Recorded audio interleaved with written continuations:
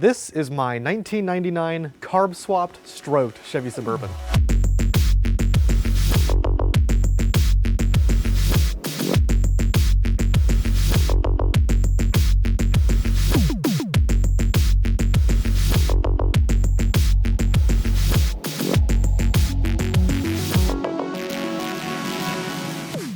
This 8th gen Suburban came with the 5.7 liter Vortec, which is the L31, which was fuel injected, but now is a 6.3 liter stroked 383 fed by a 4-barrel 750 CFM carburetor. I'll admit, currently this doesn't look amazing with the wires everywhere and how not clean everything is. That's mostly because the Suburban is a testing round of sorts. The sole goal here is for us to learn how to make this function above anything else. That way we can do it correctly the next time when we start on this 78 Suburban that's sitting behind you. Some people might ask, why would you put a carb on a fuel injected engine?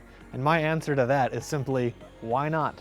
Also, our PCM died and I really didn't want to deal with getting a new one only to have to take it to Chevy and hope they can still flash it correctly. Although that probably would have cost a lot less. This way sounds a lot more fun. The kit at the core of what we're doing is a Summit Racing kit that comes with the Vortec compatible intake, the Carb, ARP intake bolts, black RTV, Felpro intake gaskets, and a Summit Racing brand stamped air cleaner. The first problem that the kit doesn't solve for us is getting fuel to the engine. The fuel pump is controlled by a relay in the fuse box, and thanks to a handy PCM pinout guide by troubleshootmyvehicle.com, we can see that the wire we need to pop out is a dark green and white stripe wire in position 1 of the black PCM connector. We then connected this wire to a relay controlled by a switch in the dashboard, so that we can turn the fuel pump on and off whenever we want, like a race car. So now we have fuel, but we have too much fuel. The issue now is that the fuel pump that comes with this car is rated for something like 60 PSI, which is good for the injectors because injectors need high pressure to help mix the fuel with the air, but a carb needs way less pressure.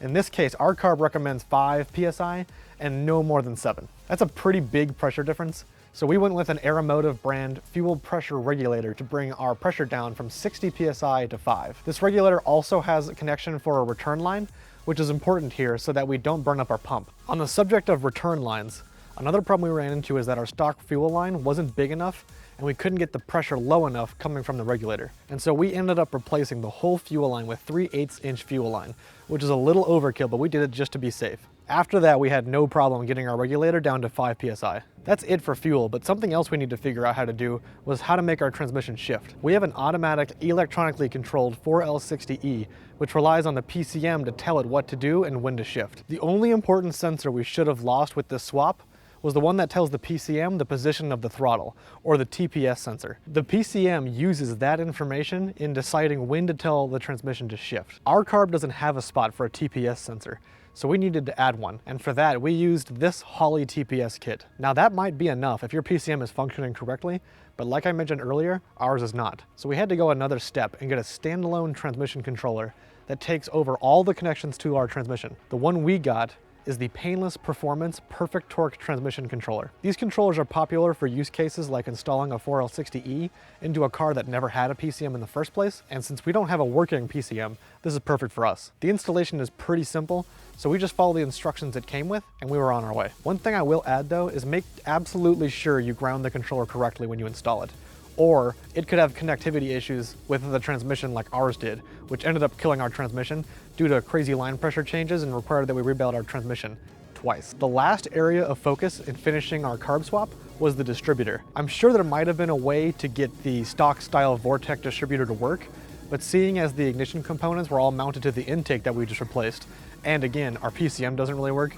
it made sense for us to replace it with an old school HEI distributor. The one we went with is an MSD Street Fire HEI distributor, which has all of its ignition components self-contained and doesn't require a computer to run. This doesn't quite work out of the box though with our Vortec, and we needed to replace the distributor gear with a melanized gear because the Vortex cam requires it. So to start this thing up, we have our switches.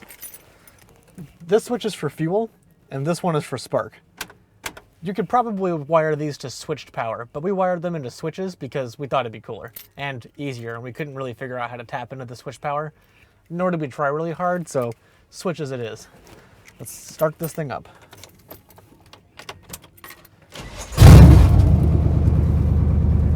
And there it is, it's running. And that's it. Hopefully I didn't miss anything, but that's all we needed to get this 1999 Suburban running with a carburetor, which now gives us a glorious 8.5 miles per gallon. We haven't given this engine full throttle yet though, because we're still in the break-in period after the rebuild when we stroked it, but hopefully we'll put up some videos about the performance we're getting soon. If you liked the video, like the video. If you want to see us do 0 to 60 times in the Suburban, hit that subscribe button, and we will see you in the next one.